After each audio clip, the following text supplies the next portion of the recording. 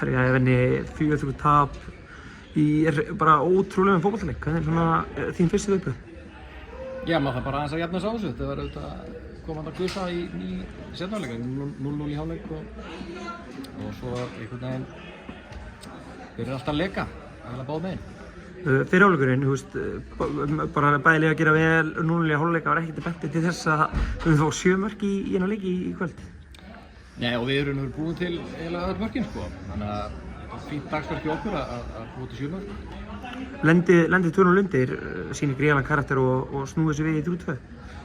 Já, og það er kannski mesta svekkelsi er að ná ekki að sigla því síðan bara heim, því að mér fannst okkur ganga bara ljómandi vel að loka á sóknir HK, þrátt fyrir að markadalinn hafi verið eins og var, þá orsakast hún að mínu mati fyrst og fremst að klaufaskap okkar og bara mistökum sem eru sjaldséð og við skulum bara vona að við séum bara að tæma þau. Í stöðunni 3-2, hvað gerist? Af hverju missið þetta aftur niður eftir að hafa gert frábærlega komið tilbaka? Já, það er bara að koma eiginlega, bara 2 klöðumörk.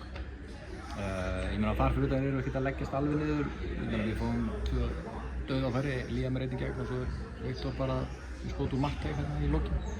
Þannig að við erum ennþá sem við hefðum getað auðvitað að skora fleiri en þessi 3.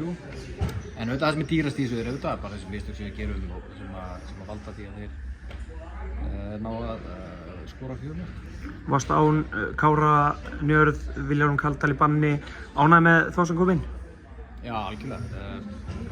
Ég veist menn standa sig frábærlega, þú veist, fyrir utan auðvitað að gera þessi mistök, þú veist, en það er engin, þú veist, það ætlaði enginn að gera þetta. Þannig að ég get ekkert farið hérna og sparkaði ruslatunnur eða urðaði yfir menn, sko. Ég veit alveg til hvers þeir komu hérna og það vildi bara þannig til og það er óöfilegt að á svona nokkrum krúsíal momentum þá stóðu okkur ekki nógu vel, en heilt yfir var ég gríðarlega sáttur með leikmennamanna og afturrýmið. Það er bara fyrir hálfleik var að ljúka. Við erum 4-3 undir eftir að spila á útivelli, þannig að við erum ekkert við vorum ekki að tapa leiknum í dag. Verður að spyrja út í, náttúrulega voru í þessum úrslitaleik á laugardaginn, töpuðu því, hvernig var að gíra sig upp í þennan leik í kvöld? Það var bara furðu auðvelt, sko. Þetta er allt fluggáfaða menn í miðliði og áttu þessu alveg á því að við áttum hann að séns á að fara beint upp. Vissum að það er erfitt og gerðum okkar allra besta þar, sýndum bara fína leik og fín frammistaða þar.